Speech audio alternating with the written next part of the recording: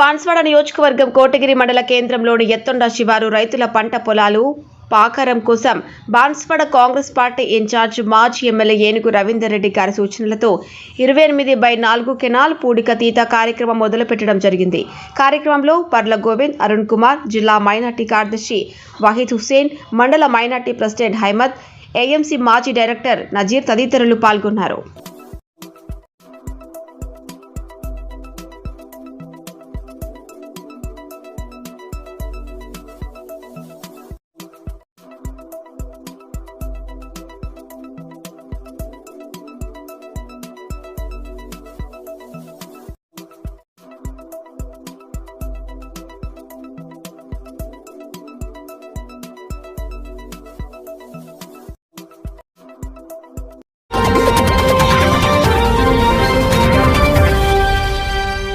పొతంగల్ మండలం జిల్లాపల్లి గ్రామంలో తెలుగు మీడియా ప్రాథమిక పాఠశాలలో స్కూల్ డే ప్రోగ్రాం నిర్వహించడం జరిగింది.